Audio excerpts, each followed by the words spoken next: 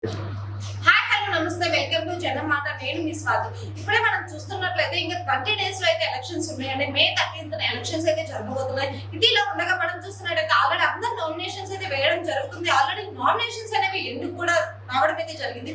ఇలా నామినేషన్స్ జరుగుతుండగా మొన్న అయితే గన్నవరం నుంచి అయితే మనం పెద్ద బిగ్ షాకే అనుకోవచ్చు. ఏంటంటే అది గన్నవరం నుంచి ఎన్డీఏ కూటమి నుంచి అయితే యార్లగడ్డ వెంకట్రావు గారు అయితే నామినేషన్ వేయడం జరిగింది. ఇదిలా ఉండగా మనం ఇంతకు ముందు చూసుకుంటే 2019 లో ఎలక్షన్స్ ఏవైతే జరిగాయో అక్కడ మనం చూసుకుంటే 2019 లో యార్లగడ్డ వెంకట్రావు అనే వ్యక్తి వైఎస్ఆర్సీపీ నుంచి పోటీ చేశారు.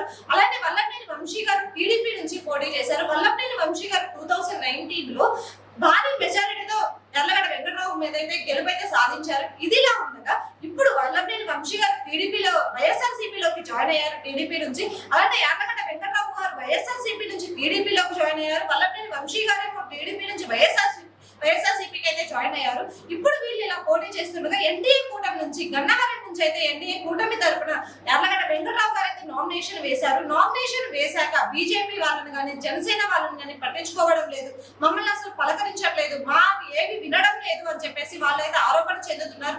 అందుకనే మేము మళ్ళీ నామినేషన్ వేస్తున్నాము అని చెప్పేసి కొర్రపోలు శ్రీనివాసరావు గారు అయితే ఈ రోజు నామినేషన్ వేసి వాళ్ళకి బిగ్ షాకే ఇచ్చారు. అంటే ఇప్పుడు మనం చూస్తున్నట్లయితే గన్నవరం నుంచి అంటే ఓన్లీ గన్నవరం నుంచే ఇలా ఉండగా మన స్టేట్ నుంచి ఎలా ఉండదో, ఒకవేళ ఎన్డీఏ గెలిస్తే ఎన్డీఏ కూటమి గెలిస్తే ఎలా ఉంటుంది, మన రాష్ట్రాన్ని ఎవరు పాలిస్తారు, మన రాష్ట్రంలో ఎవరు మంచి చేస్తారు, ఎవరు అభివృద్ధి చేస్తారు అనేది మనమే చూసుకోవాలి ఒకసారి. అసలు ఎన్డీఏ కూటమి గెలిచే ఛాన్సెస్ అయితే లేదు. ఎందుకంటే మనం చూసినట్టయితే 36 సర్వే సంస్థలు ఏవైతే ఉన్నాయో అవన్నీ వైఎస్ఆర్సీపీ గెలిచే ఛాన్సెస్ ఏ ఉన్నాయి అని అంటున్నారు. కానీ ఎందుకు వీళ్ళు ఇలా చేస్తున్నారు అంటే ఆల్రెడీ నామినేషన్ వేశాక కూడా కొర్రపోలు శ్రీనివాసరావు గారు నామినేషన్ వేయడం ఎంతవరకు కరెక్ట్ అంటే పట్టించుకోకపోతే అంటే బీజేపీ వాళ్ళని కానీ జనసేన వాళ్ళని కానీ పట్టించుకోకపోతే మళ్ళీ వాళ్ళు నామినేషన్ వేస్తారు. అంటే ఇది ఓన్లీ గన్నవరంలోనే జరిగిందా, ఇంకెక్కడ మళ్ళీ ఇంకా అదర్ దగ్గర జరిగే ఛాన్సెస్ ఏమైనా ఉన్నాయి అంటే ఇప్పుడు మనం చూసుకున్నట్టు ఎన్డీఏ కూడా ఒక పార్టీ కాదు, 2 పార్టీలు కాదు, 3 పార్టీలు కలిసి ఉన్నాయి. అంటే పొత్తులు అనేవి పనికిరావు, ఒకే సింగిల్ గా ఉన్న పార్టీయే గెలుస్తుంది. పొత్తులుగా ఉంటే ఒకరి నుంచి ఒకరికి గొడవలు అయ్యే ఛాన్సెస్ ఉంది అనేది మనకు ఆల్రెడీ తెలిసిన విషయం. అట్లా గొడవలు అయ్యే ఇప్పుడు మనం చూసుకున్నట్టయితే ఈ రోజు మనకి కొర్రపోలు శ్రీనివాసరావు గారు బిగ్ షాకే ఇచ్చారు.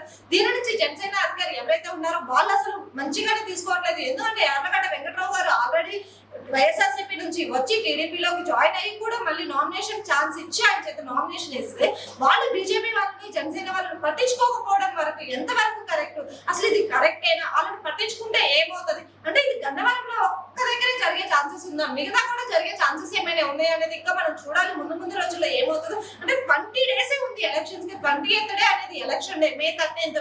ఆ ఎలక్షన్ డే లో కూడా వీళ్ళు ఇలా చేయడం ఎంతవరకు కరెక్ట్ అంటే ఎన్డీఏ కూడా ఏదైతే ఉన్నదో వాళ్ళు మేనిఫెస్టో రిలీజ్ చేసి మేము అది చేస్తాము ఇది చేస్తాము ఆంధ్ర రాష్ట్రం బాగు చేస్తాము అని చెప్తున్నారు. కానీ ఎన్డీఏ కూటమిలోని సమైక్యత లేదు అనే విషయం అయితే ఇక్కడ అందరికీ తెలియజేస్తున్నారు వాళ్ళు. అంటే వాళ్ళ వ్యవహారం బయట పడింది ఈ రోజు. అంటే ఇక్కడ గన్నవరంలోనే కాదు ఇంకా అదర్ ప్లేసెస్ ఏవైతే ఉన్నాయో అక్కడ కూడా బయటపడే ఛాన్సెస్ ఉన్నాయి.